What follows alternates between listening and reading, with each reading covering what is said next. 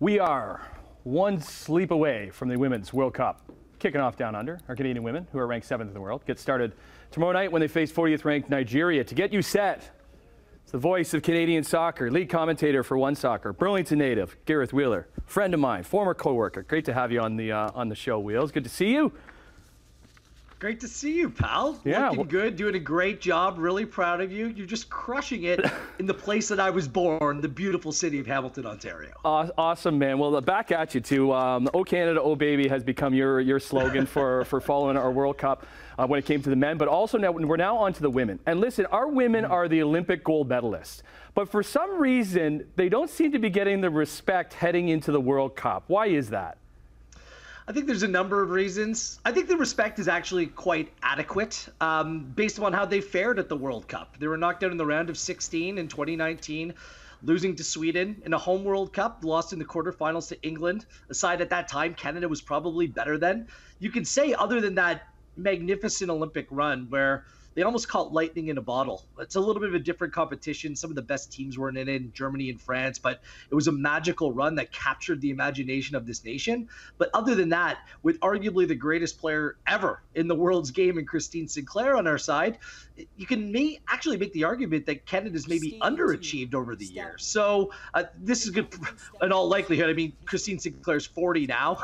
In all likelihood, her final tournament. So Canada are going to want to send her out on a high. And I think it's also a motivational technique as well, Tim. It's like I always feel Canadian teams, no matter what the sport is, we play better to the underdog role. So if that's what they need to inspire them to do something special at this tournament, then so be it. But whether they're disrespected or not, I think that's something that's more talked about on the outside than it is on the inside. What about Christine? So this is her 6th World Cup. I don't think anybody has ever scored in 6 World Cups. You can correct me if I'm wrong, but is she still a solid contributor to the squad?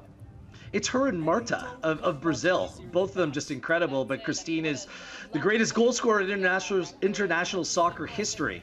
It's a great question what her role is going to be on this team because she's a leader, she still has quality, but she's 40. I heard Bev Priestman, the head coach, say that she's never seen her in better shape in her life. I think that might be stretching it to a certain extent. And she's only scored 4 goals in her last 27 games for Canada. So the goals have really slowed down. So I think she's going to have to play maybe more of a midfield role, a deeper lying role, and one where she's not a full game player. I'd be very surprised if she's playing 90 minutes, maybe 45 here, 60 minutes here. Certainly at the age of 40, and we all understand why, she'll have to be managed to a certain degree. For casual fans, that's probably who's watching even now that will kind of get on board once the tournament starts. Other names that we might hear throughout the tournament from Canada? Canada have 2 of the best players on the planet at their respective positions. Kadisha Buchanan, she plays at center back or central defense. She's just an incredible talent, multiple-time Canadian Player of the Year. Ashley Lawrence as well. She's going to play left back, but honestly, Tim, you could play her anywhere across the field. You could play her in the midfield. You could play her on the right side. She's just such an incredible talent. Both players have really plied their trade in France over recent years. Both have made the move to England upcoming, going to be playing for Chelsea in this upcoming season. Both of them are excellent. And for Canada to achieve in this tournament, they're going to have to be good defensively because there's not a whole lot of goals in the team.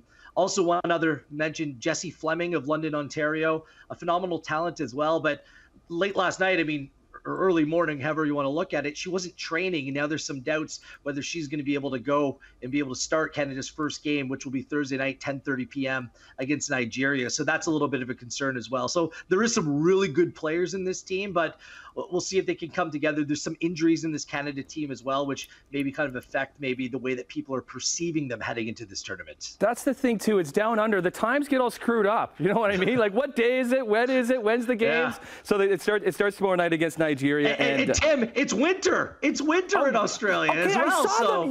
I saw them wear like hats and coats and stuff. Now it's winter and down under, so it's not as cold as here. But that's where it starts. Nigeria against our Canadian ladies tomorrow night at 10:30. We got the voice of Canadian soccer, Hamilton-born, bred in Burlington, Ontario, Gareth Wheeler. Thanks for joining us, pal.